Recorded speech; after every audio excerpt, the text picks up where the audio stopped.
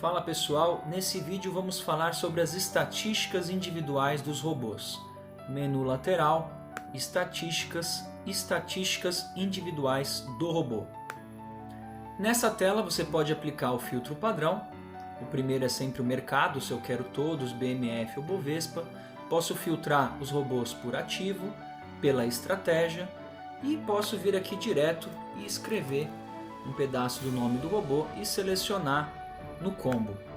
Assim que eu seleciono o robô, ele já traz na data inicial a data que o robô começou a operar, onde ele teve a primeira ordem enviada. No caso aqui do Forest 25, a data inicial dele é 9 de março de 2020. E a data final já traz a data do dia da última ordem importada. Aqui eu posso filtrar a quantidade de reversões que eu quero ver. Ele já traz o padrão do robô, que são 2 reversões. Eu poderia filtrar uma reversão, clicar no botão filtrar e o sistema já calcularia o resultado que esse robô teria com apenas uma reversão no caso. Mas vamos voltar para 2 reversões, que é o padrão do robô, e clicar em filtrar. Aqui eu também posso filtrar o dia da semana. Se eu quiser ver a performance deste robô somente de segunda-feira, eu desmarco todos os outros dias e clico em filtrar. Aqui embaixo do nome do robô eu tenho o sumário do robô na SmartBot. Quando eu aperto aqui, ele abre o sumário do robô lá na SmartBot.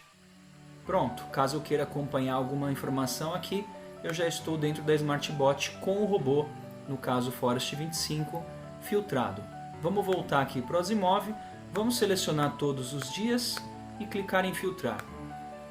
Aqui nós temos indicadores muito importantes: quantidade de gain, percentual de gain, que são a quantidade de dias que o robô ganhou em número e em percentual, a média de ganho dele, ou seja, das vezes que ele ganhou, qual foi a média de ganho. Aqui eu tenho a quantidade de loss, que é a quantidade de perdas que o robô teve, o percentual de perdas e a média de loss. Quando ele perdeu em média este valor aqui de 1.296. Aqui ele já traz o payoff, como nós já falamos em vídeos anteriores. O payoff nada mais é do que a média de ganho dividido pela média de perda. É um fator muito importante, quanto mais alto, melhor. E aqui nós temos o valor esperado, que é a expectativa matemática, né? Esse é um indicador muito importante também, que é a quantidade de ganho vezes a média de ganho menos a quantidade de perda vezes a média de perda. Aqui nós temos o fator de lucro, ou seja, 1,37 significa que este robô ganha R$ 1,37 para cada R$ que ele perde. Número de trades que ele fez, percentual de trades com lucro, drawdown máximo, ou seja, qual que é o percentual máximo que este robô perdeu em relação ao topo anterior, drawdown máximo em valor e quantos dias esse robô está operando. Aqui nós temos o gráfico, bem semelhante ao da SmartBot. Nós temos o dia a dia do robô. Aqui ele mostra a data, o dia da semana, o valor que o robô ganhou naquele dia, o valor acumulado que o robô tem, a quantidade de reversões que ele realizou nesse dia, e eu posso clicar em detalhes e o sistema me mostra cada ordem que foi enviada. Aqui uma ordem de compra, uma ordem cancelada, uma ordem de reversão com 5 contratos. Olha o alvo aqui de 14 pontos, onde ele acabou embolsando, neste caso da reversão, R$ 280 de prejuízo. Depois ele realizou uma segunda reversão e no final ele teve ganho de 370 acumulado, mas nessa última ordem de R$ 1.000,40. Vamos fechar aqui.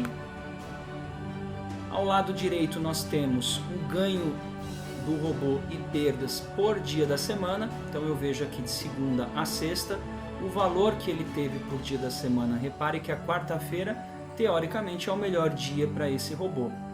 Aqui nós temos a quantidade de ganhos que o robô teve no dia, o percentual de ganho.